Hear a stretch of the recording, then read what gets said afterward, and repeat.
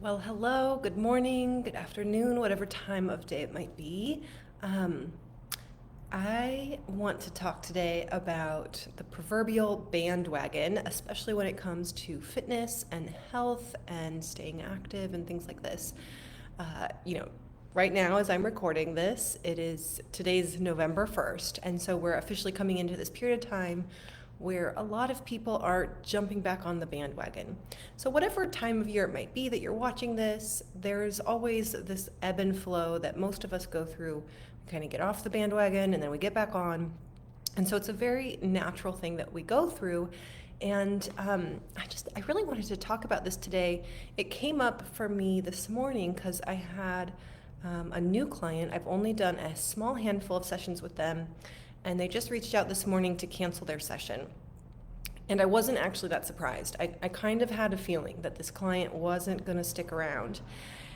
And part of it was because this client working out is new for them. Okay. And so it's not part of their routine, it's not part of their habit, these kind of things. And I had this feeling that we weren't gaining quite enough traction. So I want to talk a little bit more about that story, but it just brought up so much for me because I know how hard it is to try to build the habit. I know how hard it is to make the time, right? Life is busy, all of these things. And it just really made my heart go out to this client because I think they ultimately decided to not keep working with me because they couldn't justify the cost of working with me when they weren't taking the time in the rest of their week to practice the exercises I had given them or so forth. And so they felt like they had to stop. And it just really brought up all these things for me where I was like, oh my gosh, I want to talk about this because how do we get back on the bandwagon, right? It can be so hard. There can be so much kind of negative self-talk. There can be so much in life that just kind of gets in the way. So thanks for joining me. My name is Linnea. I am a Pilates and personal trainer. I've been teaching for nearly 2 decades now.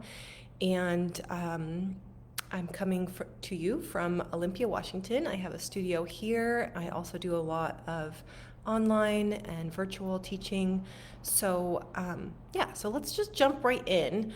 Okay, so 3 things that I want to talk to you guys today around this kind of topic of jumping back on the bandwagon, right? And I guess the first one that I'll start with is just this idea that, we have to acknowledge that it takes time to build a new habit, right? If we just go in expecting to just kind of focus on doing the work itself, right? Like focusing on going into the gym 3 times a week for an hour each time, we can kind of end up self-sabotaging ourselves a little bit because we forget to acknowledge that just building the new habit is like its whole own project, right?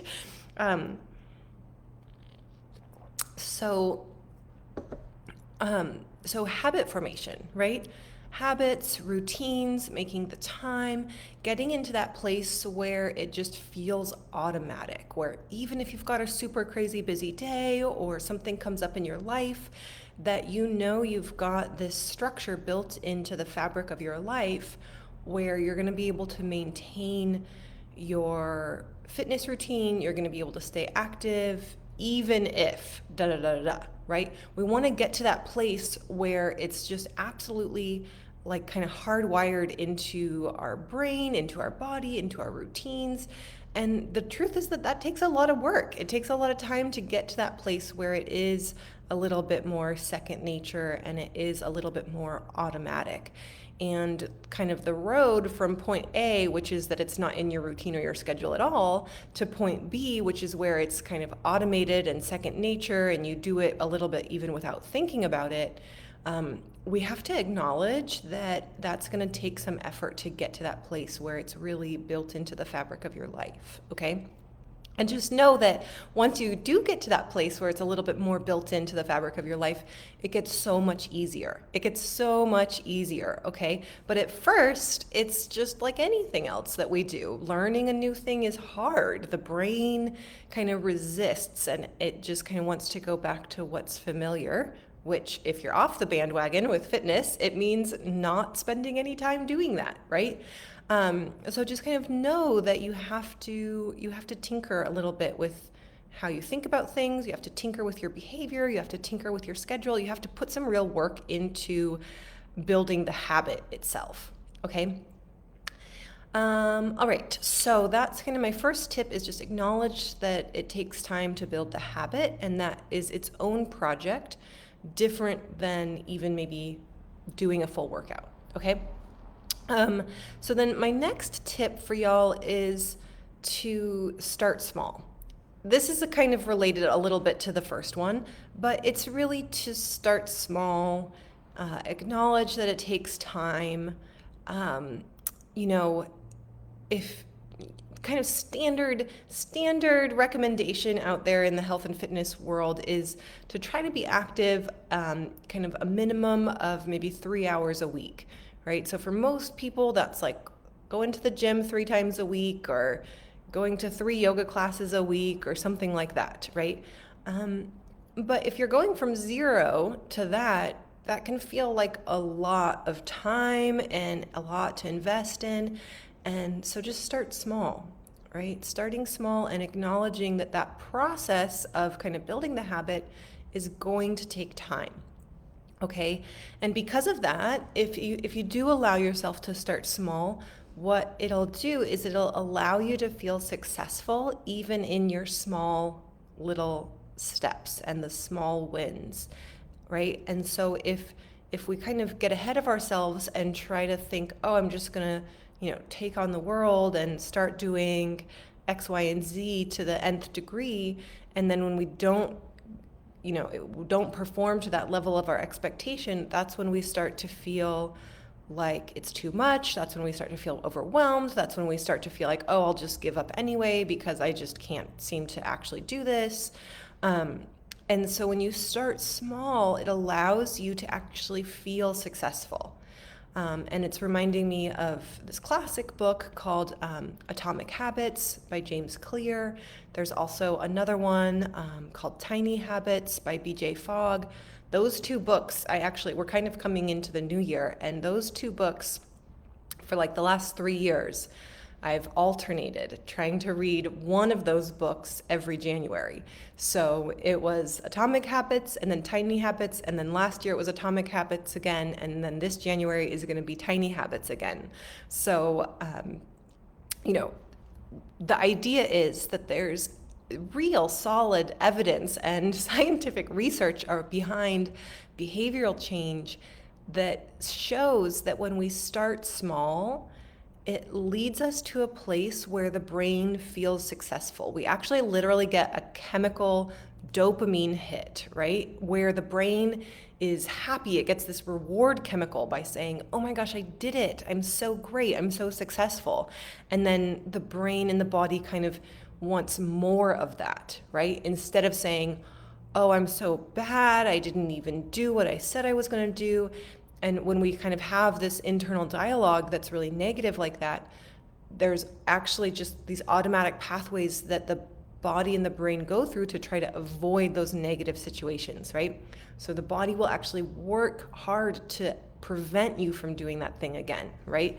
So you really need to kind of trick your brain, you need to trick your routine to a place where you start small so that you feel successful, you get those small wins, you get those little dopamine hits, those little rewards that make you feel like you actually genuinely want to do more. You want to go and do it again, right? So that is the psychology and the science behind starting small. It's not just to say, oh, baby steps, but there's actual real evidence that that is what will help you get to where you want to go faster. It can feel a little counterintuitive, right? But it's like, if you really want to go far, focus on the tiny little baby step. Don't focus on that big goal. Don't even let yourself think about it too much, right? Just focus on the little tiny step in front of you. Cool. Okay. And then here's my third tip for y'all, which is, like, what's the right way to say this? Don't be afraid of paying for accountability. Okay, this is what I was thinking about with my client today, who just kind of canceled and said they needed to stop, right? Even though we've only done a small handful of sessions so far. And I do this myself, right? And it's taken me actually a long time to learn this for myself. sometimes we think that we're paying for expertise, right? And that's certainly part of it, right? You pay to go to the chiropractor, and part of what you're paying for is their expertise and knowledge to know how to make these adjustments in your body, right? And especially though when it comes to personal training or Pilates or going to that yoga class or whatever the case may be, yes, part of what you're paying for is that expertise of having somebody really see your body and help guide you safely through, a workout and an exercise routine that's really geared towards what you need. But part of it is that, if you're paying a personal trainer to have a session every week or however long, chances are pretty good that you're going to show up for that, right? I would wager to say that there's a better chance that you would show up for a personal training session than even maybe a yoga class. If you're struggling to get back on the bandwagon and you say, I'm going to go take that yoga class, right? But maybe nobody's actually waiting for you to go be there, right? Maybe if you just decide at the last minute that you're not going to go, maybe it doesn't matter, right? So, I think changing the way you think about it so that even if you're paying for a personal trainer once a week and then you didn't do your homework all week long, and then you're like, oh shoot, maybe I'm not getting my money's worth or something like that. If you think about it, that's one way to think about it, and it can start that sort of negative thought process, like, oh, I'm wasting my money, I'm wasting my time, I'm not even doing the homework that she told me to do in between our sessions, so that means that I should wait to go see her again until I've started doing my homework regularly or something. It totally makes sense. I understand that line of thinking, but what it does is it actually kind of just delays the whole process, right? If you stop going, then you let go of your accountability, and then you just fall back into those other habits of not being on the bandwagon. I've seen it over and over and over again. I have very little hope that this client is going to all of a sudden start doing their homework really regularly and then get back on my schedule, right? Maybe 1 out of 10 times or something, right? So it's okay to pay for accountability. It's okay to seek out support and guidance and social settings and camaraderie and other people that will help hold you accountable to you showing up for yourself. That's part of what you're paying for. You are paying yourself to show up, right? So if you think about it like that, it might just sort of change the way you think about it. Like, okay, you're paying somebody so that you show up to yourself every week, at least once a week, right? And then just trust that it takes time, those small little baby steps. It takes time to get to a place where you know how to work out on your own and you know how to follow the homework advice that your personal trainer gives you, for example, right?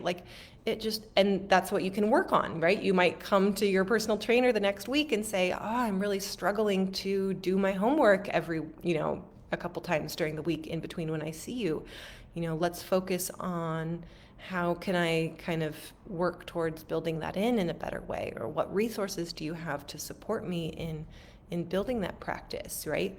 Or just really being honest and being like, okay, my life is crazy. It's not even going to fit in. So please don't give me homework because it's just going to make me feel like I can't fit it in and make me feel bad, right? And so then we would say, okay, well, at least you've got this sanctioned hour in your schedule once a week, and we're just going to do our best, and maybe after another 3 or 6 months, life might change. You might be in a place where you do start to do a little bit more of your own homework at home, right?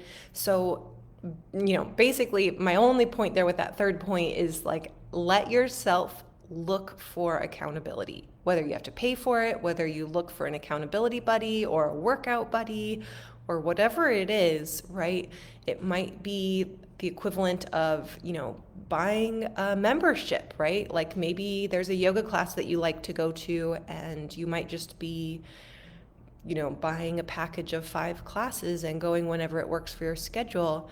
But what would happen if you decided to switch and just pay for the monthly membership, right? You might find that you actually show up more when you invest in yourself at a deeper level, right? So just acknowledging that that's part of what you're playing with, for yourself when you decide to, pay for classes or pay for personal training or something like that. You're paying for the expertise, but you're also paying yourself to show up for yourself. And so if you think about it like that, it becomes a little bit more of a game of like, what's going to actually help you show up, right? And what's the value for yourself to show up for yourself, right? Okay, my friends, that is what I have for you today. I hope that is informative. I hope that's interesting for you. I hope that helps you show up for yourself and get back on that bandwagon or get on for the first time and stay there. So, no pressure, but just helping you reach those goals that you have for yourself. And I will see you guys next time. Bye for now.